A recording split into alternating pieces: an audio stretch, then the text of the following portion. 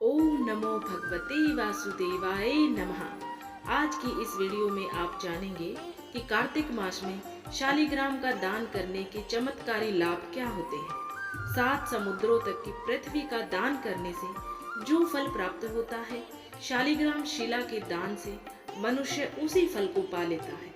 अतः कार्तिक मास में स्नान तथा श्रद्धा पूर्वक शालिग्राम शिला का दान अवश्य करना चाहिए। शालिग्राम नेपाल में गंडकी नदी के तल में पाए जाने वाले काले रंग की चिकने अंडाकार पत्थर को कहते हैं। ये भगवान श्री हरि नारायण का ही एक स्वरूप कहलाते हैं।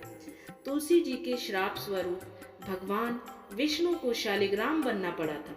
हिंदू धर्म में देव प्रबोधनी एकादशी या देवउठनी एकादशी के दिन तुलसी शालिग्राम का विवाह की परंपरा चली आ रही है।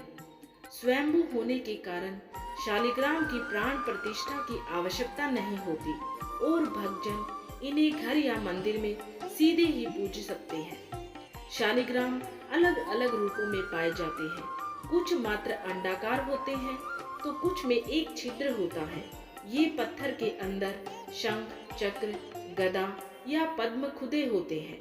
भगवान शालिग्राम का पूजन तुलसी के बिना पूर्ण नहीं होता और तुलसी अर्पित करने पर वे तुरंत प्रसन्न हो जाते हैं। श्री शालिग्राम जी और भगवती स्वरूपा तुलसी का विवाह करने से सारे अभाव, कलह, पाप, दुख और रोग दूर हो जाते हैं।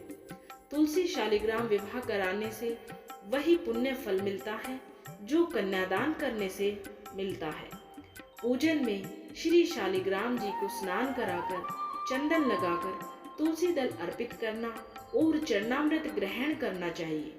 यह उपाय मन, धन व तन की सारी कमजोरियों व दोषों को दूर करने वाला माना गया है। पुराणों में तो यहाँ तक कहा गया है कि जिस घर में भगवान शालिग्राम हो वह घर सारे तीर्थों से भी श्रेष्ठ है। इनके दर्शन में पूजन मात्र से समस्त भोगों का सुख मिलता है। भगवान शिव जी ने श्री स्कंद पुराण में कार्तिकेय महात्म्य में भगवान शालिग्राम की स्तुति की है। ब्रह्म वैवर्त पुराण के प्रकृति खंड अध्याय में उल्लेख है कि जहाँ भगवान शालिग्राम की पूजा होती है वहाँ भगवान श्री हरि नारायण के साथ भगवती लक्ष्मी भी निवास करती है। पुराणों में यह भी लिखा है कि शालिग्राम शिला का जल जो अपने ऊपर छिड़कता है वह समस्त यज्ञों और संपूर्ण तीर्थों में स्नान के समान फल पा लेता है। जो निरंतर शालिग्राम शिला का जल से अभिषेक करता है वह संपूर्ण दान के पुण्य व पृथ्वी की प्रदक्षिणा के उत्तम फल का अधिकारी बन जाता है।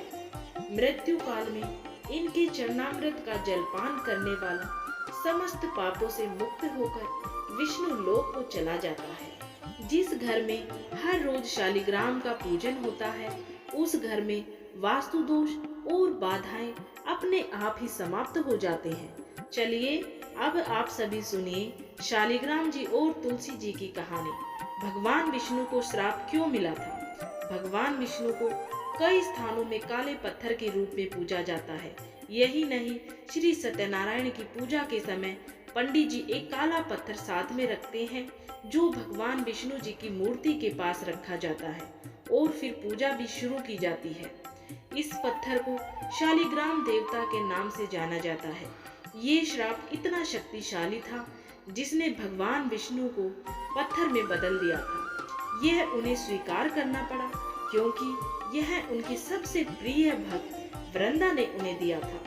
यह शालिग्राम पत्थर केवल गंडक नदी के तट के पास पाया जाता है। तो चलिए अब इसकी पूरी कहानी के बारे में जानते हैं। एक बार भगवान शिव जी ने अपने तेज को समुद्र में फेंक दिया था। उससे एक महातेजस्वी बालक ने जन्म लिया। यह बालक आगे चलकर जालंधर के नाम से पराक्रमी दैत्य राजा बना। इसकी राजधानी का नाम जालंधर नगरी था। दैत्यराज काल नेमी की कन्या वृंदा बचपन से ही भगवान श्री हरि नारायण की भक्ति और साधना में डूबी रहती थी। जब वृंदा विवाह योग्य हुई तो उसके माता पिता ने उसका विवाह समुद्र मंथन से पैदा हुए जालंधर नाम के राक्षस से कर दिया। भगवान विष्णु जी की सेवा और पतिव्रता होने के कारण वृंदा के पति जलंधर बेहद शक्तिशाली हो गए। जलंधर और शिवजी का युद्ध, इसने एक युद्ध में भगवान शिवजी को भी पराजित कर दिया था। अपने अजय होने पर इसे अभिमान हो गया और स्वर्ग के देवताओं को परेशान करने लगा। दुखी होकर सभी देवता भगवान विष्णु की शरण में गए और जलंधर के आतंक को समाप्त करने की प्रार्थना करने लगे, क्योंकि जलंधर को तभी हराया जा सकता जब पत्नी वृंदा की पवित्रता को भंग कर दिया जाए। वृंदा भगवान विष्णु की सबसे बड़ी भक्त, एक असुर की बेटी और पत्नी होने के बावजूद भी वह भगवान विष्णु की भक्त थी। वह भगवान विष्णु की परम भक्त थी और भगवान विष्णु पे वो पूर्ण विश्वास करती थी। भगवान विष्णु का विश्वासघात सभी देवताओं ने भी देखा कि भगवान शिव जी भी जब जलंधर को नहीं हरा सके तो वे भगवान विष्णु की शरण में गए। भगवान विष्णु ने अपनी माया से जलंधर का रूप धारण कर लिया और इच्छल से वृंदा के पतिव्रत धर्म को नष्ट कर दिया। इससे जलंधर की शक्ति क्षीण हो गई और वो युद्ध में मारा गया। लेकिन जब वृंदा ने भगवान विष्णु को छुआ तब उसे पता चला कि वह जलंधर नहीं है और उसने पूछा कि वो कौन है। जब वृंदा को भगवान विष्णु के छल का पता चला तो उसने भगवान विष्णु को पत्थर का बन जाने का शाप दे दिया। भगवान विष्णु वृंदा के साथ हुए छल के कारण लज्जित थे, इसलिए वृंदा के शाप को जीवित रखने के लिए उन्होंने अपना एक रूप पत्थर रूप में प्रकट किया, जो शालिग्राम कहलाया। भगवान विष्णु ने वृंदा से कहा कि तुम अगले जन्म में तुलसी के रूप में प्रकट होगी और लक्ष्मी से भी अधिक मेरी प्रिय रहोगी। तुम्हारा स्थान मेरे शीश पर होगा। मैं तुम्हारे बिना भोजन ग्रहण नहीं करूंगा। यदि यही कारण है कि भगवान विष्णु के प्रसाद में तुलसी को अवश्य रखा जाता है, बिना तुलसी के अर्पित किया गया प्रसाद भगवान विष्णु स्वीकार नहीं करते हैं। शालिग्राम तुलसी विवाह। वृंदा की राख से तुलसी का पौधा निकला। वृंदा की मर्यादा और पवित्रता को बनाए रखने के लिए देवताओं ने भगवान विष्णु के शालिग्राम रूप का विवाह तुलसी से कराया। इसी घटना को याद रखने के लिए हर वर्ष कार्तिक शुक्ल एकादशी यानी कि देव प्रबोधनी एकादशी के दिन तुलसी का विवाह शालिग्राम जी के साथ कराया जाता है। तो उम्मीद है आप सभी को ये वीडियो, ये जानकारी पसंद आई होगी।